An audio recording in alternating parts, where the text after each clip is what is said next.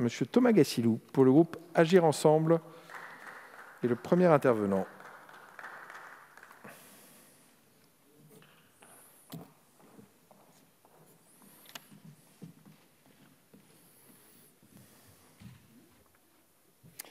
Monsieur le Président, Mesdames les ministres, Madame la Présidente, mes chers collègues.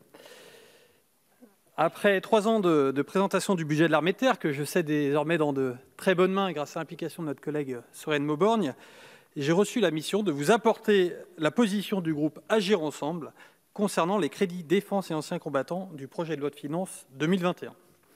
Il y a un an, ici même, lors de l'examen du PLF 2020, qui pouvait imaginer le choc de la crise sanitaire ?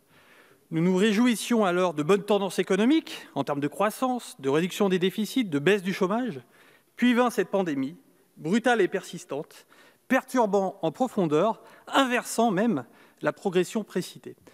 Pour beaucoup, la LPM 2019-2025, qui avait déjà miraculeusement survécu aux conséquences financières de la crise des Gilets jaunes, n'échapperait pas cette fois à son sacrifice, comme ce fut presque systématiquement le cas jadis. Et pourtant, Madame la Ministre, c'est à nouveau un PLF 2021 en cohérence avec cette LPM que vous nous présentez. Ainsi, ce nouveau budget consacre un nouvel effort budgétaire de 1,7 milliard d'euros, soit une hausse de 4,5% des crédits. Les rapporteurs budgétaires nous ont chacun brillamment fait part de ce que cela permettait pour chacune des armées, à la fois pour réparer, mais également pour moderniser.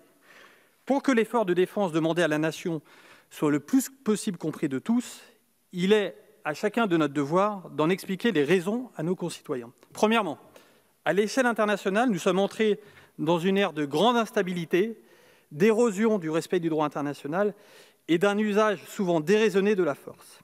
Deuxièmement, la crise sanitaire nous montre que la surprise stratégique existe encore à notre époque. Et lorsqu'elle foudroie, il faut mieux avoir investi bien en amont pour être prêt. Enfin, l'actualité nous rappelle l'impérieuse nécessité de la lutte contre le terrorisme, et ce combat se mène aussi bien sur notre sol que parfois très loin de nos frontières.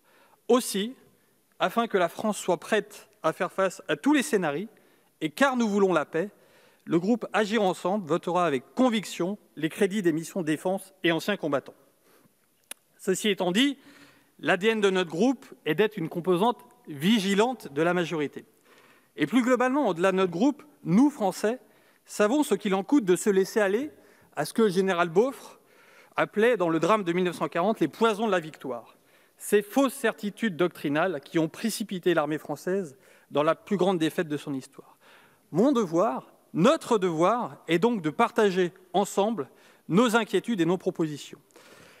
Tout d'abord, si la prise de conscience de la possibilité d'un affrontement de haute intensité est désormais actée, sa déclinaison opérationnelle dans le budget 2021 ne nous semble pas encore suffisamment marquée. En effet, ces 20 dernières années, nos armées, sous forte contrainte budgétaire, se sont organisées davantage pour faire face à une moyenne de projection, une moyenne d'engagement, plutôt qu'à un pic, passant petit à petit d'une logique de stock à une logique de flux. La PEGP en est un exemple.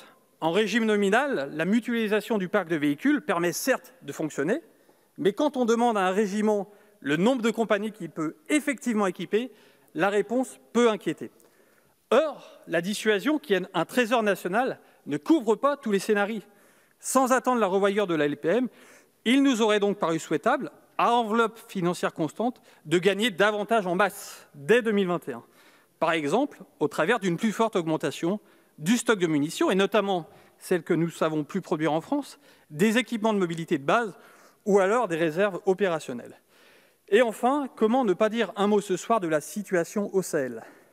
Après 7 années d'engagement, depuis le démarrage de l'opération Serval, nous constatons que malgré nos grands succès tactiques que nous devons à la redoutable efficacité de nos forces, la situation n'évolue pas favorablement sur place.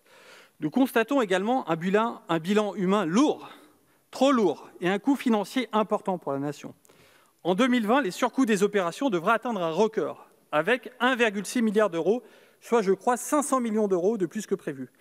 Dans ce contexte, comment ne pas être interpellé par la libération récente de 200 djihadistes au Mali ? Partageons-nous encore une stratégie cohérente avec nos partenaires maliens ? Alors, quelle stratégie ?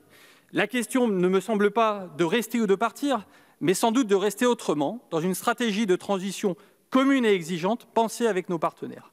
Ceci sans doute dans un format moins lourd pour que les forces françaises puissent prioriser l'aide vers les pays qui améliorent leur gouvernance, réassurer bien entendu l'action internationale et continuer certaines actions ponctuelles, notamment avec Sabre. Voici, Madame la Ministre, mes chers collègues, ma vision et celle du groupe Agir Ensemble pour le budget 2021 de nos armées que nous voterons avec conviction. Je vous remercie. Merci beaucoup, Monsieur Gassi.